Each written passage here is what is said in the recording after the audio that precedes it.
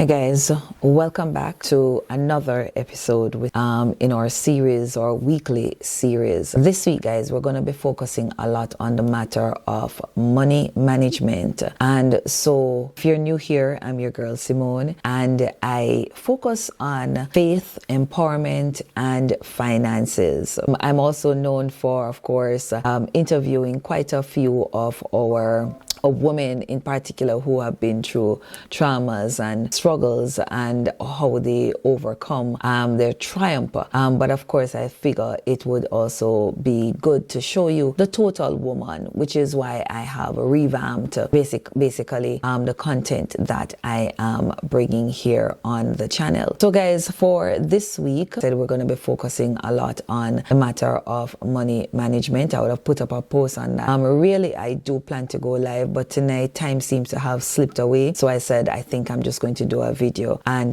put it out for you to be able to enjoy. So let's talk today on mastering the basics of budgeting. Mastering the basics of budgeting. And so I want to look at basically 4 quick areas beneficial or would be beneficial to us mastering budgeting. And so guys, I would say mastering the basics of budgeting is crucial to the success as it relates to how we manage our money.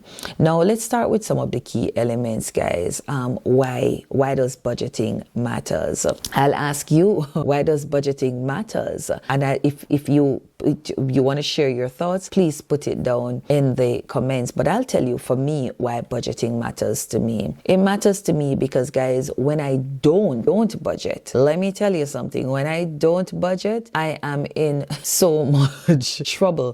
Tonight was a perfect example. I went into the supermarket to pick up 1 loaf of bread. Guys, the bread would have cost me, so I took up bread that was on sale for like $2, and I came out with $100 worth of things. Not $100 worth of bread, but $100 worth of grocery. Budgeting matters because for me, it really does help to keep me on track. Budgeting matters also for me because it really helps me to be sensible about what it is that I am doing and not necessarily be wasting. And I don't think, for instance, tonight it was a waste because anywhere I took it, I would have needed to have gone to the supermarket, but it was cold, it was windy, it was snowing, and so I thought I would just run in, run out. I walked in and I see sales. Why not take advantage of it? The role of budgeting in achieving our financial goals, it's crucial, and therefore that's one of the main reasons why budgeting matters, because it helps with achieving our financial goals. So if your goal, for instance, is that this year you want to be able to save $10,000, that could be in Jamaican, it could be in US, it could be in Canadian, it could be in pounds, it could be in euro, whatever it is, you need to set a goal as it relates to how much would you want to save this year. A very good way to do that, guys, is again having a budget, creating a budget, looking at what it is that you earn and looking at what your expenses are, thereafter looking at what the excess is that you have left, and from that excess, if there is an excess, decide how much from that will you allocate to saving. Therefore, guys, a budget is crucial. No going around it, no two sides, no two ways about it. A budget is. As I said, for me, I have found many benefits of budgeting for me is that not only does it help to keep me on track, but budgeting, guys, have allowed me to be able to save better. Budgeting has allowed me to save better. And I would also say it has improved my spending power, because the fact that I have budgeted to say, okay, let's say I'm going to go to the supermarket and I said, all right, I'm going to spend $100. Depending on the supermarket you choose to go to, you could end up $100 could give you literally 3 things. 100, and I'm talking in Canadian or in US dollars now, guys. If I was to put it in Jamaican dollars, $100 might work out to about $15,000. And we know, especially in Jamaica, that $15,000 surely we can literally, depending on what you take up, and only give you maybe 1, right? So we don't take it for granted that because it's $15,000, then we just spending, depending on where. So when I set a budget of, say, I'm going to spend $100, I'm also deciding on where exactly I'm going to go. I'm also deciding depending on what I am going to be taking up. How much am I prepared to spend on each item? For instance, I'll say to you, because I will just I run in for one thing and come back out with a lot of things, that I tend not to be in a rush, because with the fact that I have budgeted, I'm also at the same time, I'm always looking for a good deal. I'm always looking for sales, guys. When I go, I don't want to be in a rush, because I also find that when I am in a rush of my budget, guys, so I'm usually very cautious, or should I say, when it comes to going shopping, I not only do I seek to stick to my budget, but I seek to control all the other factors that would impact how successful the execution of my budget is. The basics of budgeting, guys, is overcoming the myths about budgeting. So like, budgeting is too restrictive. Maybe some of us do need to be restricted. I will be honest, there are times when I need to be restricted. I know, for instance, when I go to in Jamaica, PriceSmart, or in the US or Canada, when I go to a Costco, I know I'm going to go wild. Those are the times when I need to be restricted.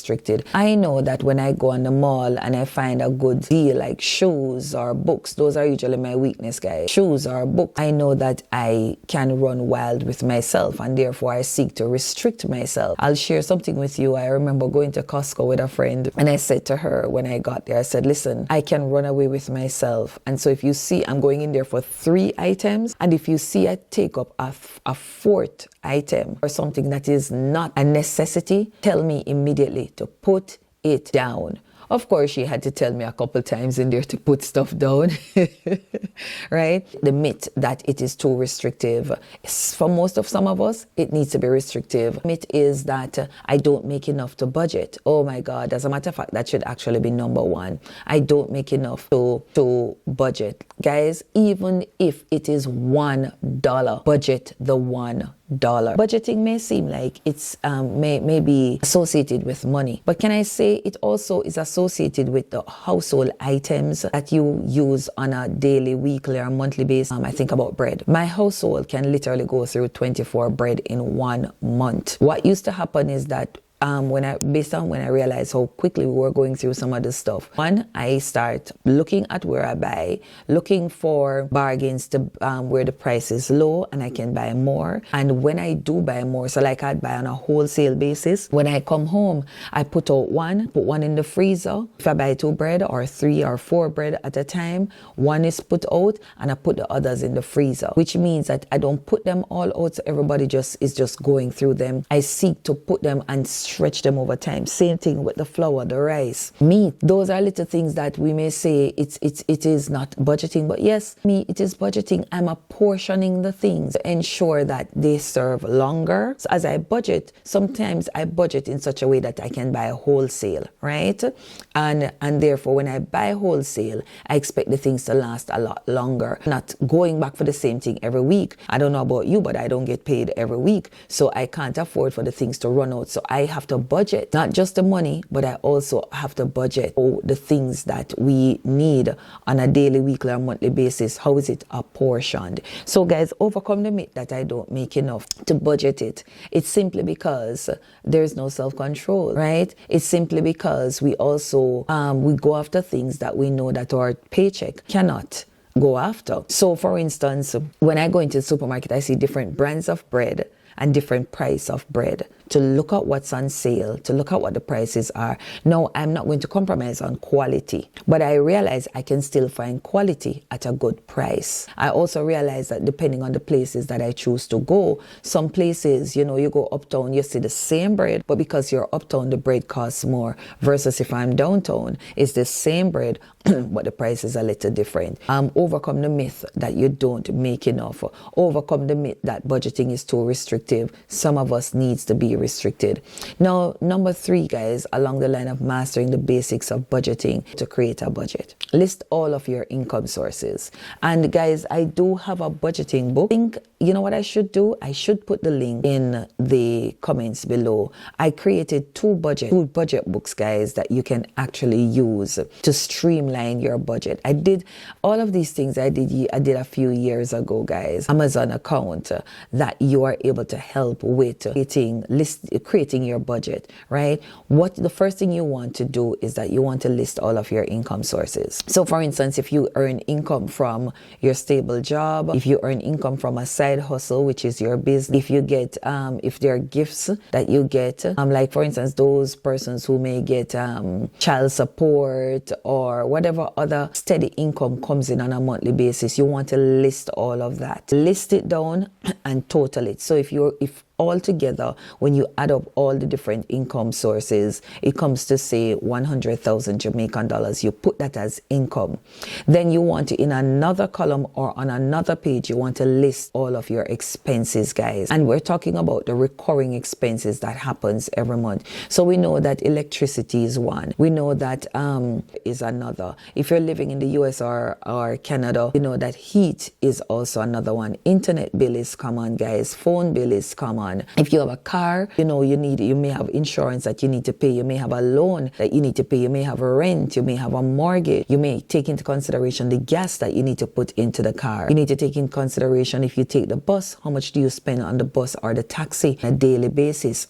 If you have to find lunch, you want to account for that. If your children needs lunch, you need to account for that. If your children has extracurricular activities that is consistent on a weekly, monthly basis, you want to account for that as well. Anything that you have to do. And I will dare say, especially for those of us who are of the household of faith, you want to account for your tithes and your offering as well. Do not leave that out, guys. And then if it is that you have also committed to saving sources, right? So like those of you who operate a partner, or those of you who have standing orders for savings, or you have insurance that you pay on a monthly basis, all of those things, you want to list all of those, because those are all of your expenses. Now, if it is that when you've added, it comes up to say it comes up to $70,000, then you know that what you have left, 100,000, I'm sorry, it's the 70,000. So you have $30,000 left. Now that 30,000, guys, is what we say you have now that can do all the other things that are not recurring. For instance, if you're planning vacation, you may want to begin to save from this 30,000. Maybe you have your birthday coming up, or want to account for that. There's something I forgot to also mention in your list of expenses, guys. If you have like a credit card or a line of credit, you want to account for those things as well. Anything that's recurring, you want to make a listing of it. And then when you're finished, you minus the expenses from your income, and the difference, what is left, is what you can basically budget for. Those are the things now that you'll say, okay, can you increase your savings? And is there something in particular that you want to purchase, that you can possibly purchase it from this out of what is left? But the long and short is that 30,000, you do not want to exhaust it, guys, because again, that 30,000 is what is going to basically, you have to carry you through until the next day. That's in a nutshell how you basically a budget, right? Budgeting tools, guys. So I told you about my own budgeting tool that I created. I created my own budgeting tool, which are my budget books. I will link it below, so you are able to click on it and you can go on over there and purchase it. I'm thinking that I need to move those said books to my PayHip store so that you are able to purchase from there. You know, I'm going to do that. I'm so going to do that. But yes, guys, otherwise you can go on Excel, right? You can sign in, you can go on Excel and create your own budget sheet. You can go on Google Create, you can go on Canva, and you can look for budget sheets there as well. And then there are apps that you can use like Mint or EveryDollar. Just search in your app store and see what budgeting tools are there that you can use. The fact of the matter is, guys, is that you need to master the basics of budgeting. What are some of the challenges you face when seeking to budget?